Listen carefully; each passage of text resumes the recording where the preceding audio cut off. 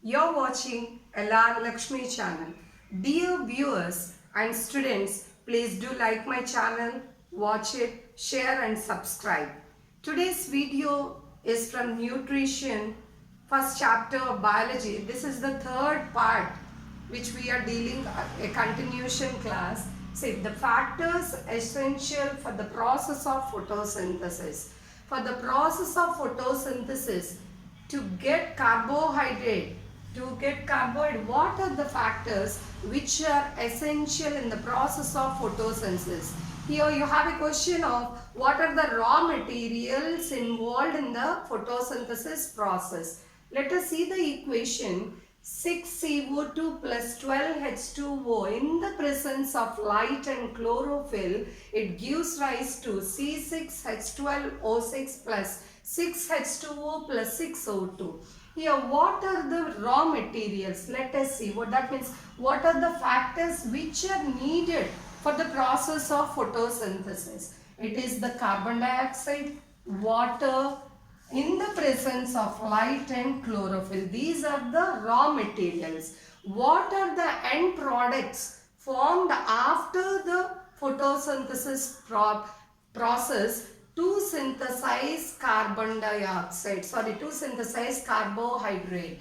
Here, to synthesize carbohydrate in the process of photosynthesis, it is glucose, water and oxygen. So these are the end products which are formed in the process of photosynthesis. These are the raw materials and these are the end products which are formed in the process of photosynthesis.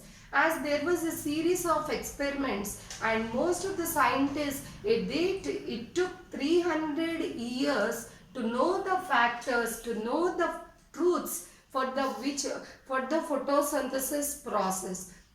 So students, it is not done in a day. This invention took a lot of stress and the scientists worked very hard for this inventions and to know the factors. And this photosynthesis process is not a simple process. It is a complex process which are involved in series of steps. So let us see the water which is responsible. Water and photosynthesis.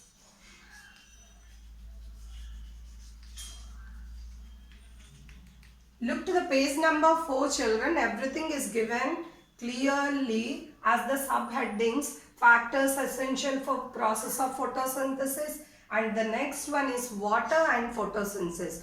Water plays an important role in the process of photosynthesis. A scientist of von Helmont,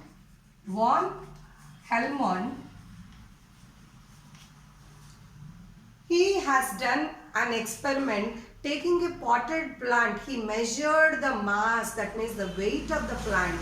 He watered the plant daily. So the growth of the plant increased. Again he measured the plant. He saw something which is, that means water played a main role in the process of photosynthesis. So, and after that, it has not stopped. The research or the experiments were not stopped. He came to know that there are some more factors, and it was a continuous experimentally going on. So you should know that the water which was responsible for the factors of photosynthesis, and this experiment, for the reference, you can take your 7th class textbook. You have the experiment of von Helmont in your earlier class.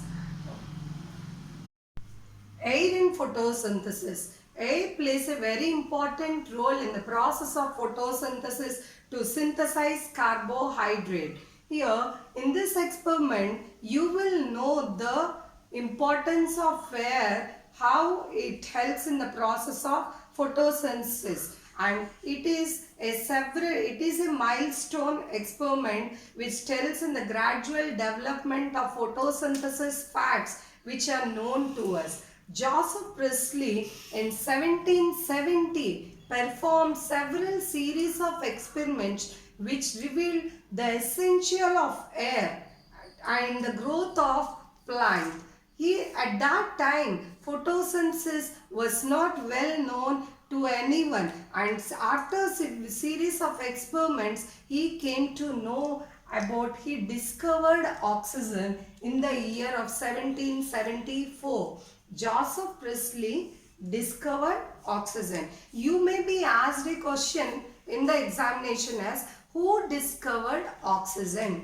He is Joseph Priestley. In 1774 discovered oxygen, but he did not name the gas as oxygen.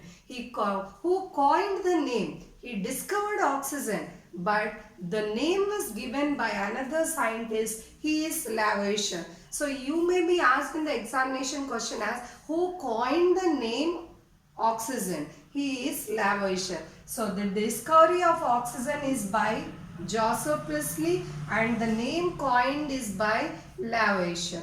Here you have a Belgian experiment, children. The Joseph Priestley revealed that when a candle is put in a closed bell jar, it extinguishes completely, that means fastly after some time. We also know that when a candle is lighted and when you put a tumbler or a glass inverted, it extinguishes. In the same way, he conducted a series of experiments, and that experiment is called as Belgian Experiment. He took a candle and he inverted a bell jar. After that, in the same bell jar, he has introduced a rat. After some time, you can see that the candle extinguishes. It puts off fire, as well as the rat also suffocates. That means inside the bell jar, the air is destroyed by the candle as well as the rat. So here it is a clear conclusion that air is destroyed by this candle and rat. And later, in the next step, he introduced a mint plant inside the bell jar. So he observed that when he introduced the mint plant, the candle continued glowing, as well as the rat also was alive. So you can see in this experiment that the mint plant restores the gas which was put on when the candle by the candle as well as the rat. This is the bell jar experiment. And here let me revise again. He took a candle in a bell jar and introduced a rat. After some time, the candle puts off, again the rat also suffocates. So he introduced a mint plant. The mint plant, the air which was destroyed by the candle as well as the rat was restored by the mint plant. This is the fact which was concluded by Joseph Priestley. So here the fact which was known was that there is some gases exchange between the plant as well as the glowing candle and the rat, and so there is a link between the mint plant, candle and rat. That means, is there any relation between the plant, candle and a rat? Yes, there is a relation between the mint plant, candle and the rat, since as the candle and the rat destroyed the air inside the bell jar, the destroyed air was restored by the mint plant. Here, why the mint plant was introduced inside the bell jar?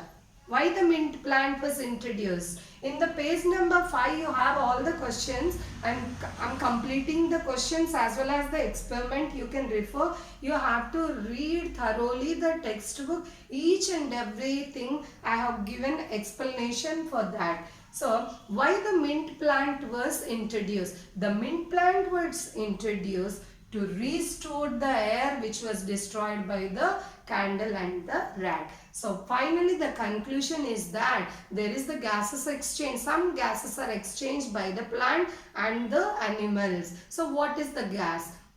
what is going on in that process, and how plants exchange gas. We inspire as we have the respiratory organs. Then there was some idea that how does plant exchange gas? As we know that the plant has the leaf part of the plant has stomata, it has the opening. Through the openings of the stomata, the gases exchange takes place by the leaf. Not only by the leaf, there are some few more parts or organelles of the plant which makes the gases exchange takes place, like the stem and the few parts where a little amount of gases exchange takes place. That means the leaf, the stomata part of the plant makes the gases exchange. Not only the stomata, even the stem and lenticels which are present on the stem makes the gases exchange. This is all about the experiment, and at a glance let us revise the topic. Factors which are responsible. These are the few questions which will be asked. What are the factors responsible in the process of photosynthesis? What are the raw materials used in the process of photosynthesis? What is the end product formed in the process of photosynthesis?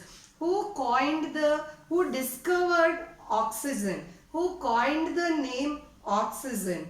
And who conducted Belgian experiment? Why a plant was introduced in a bell jar? This is all about the assignment of today's class. So children, please follow my question answers, and again thoroughly you have to read the textbook clearly, point to point. Don't miss any of the line, and also refer to your previous class experiment in 7th class for von Helmont experiment, where water is essential. And thank you children, and thank you my viewers.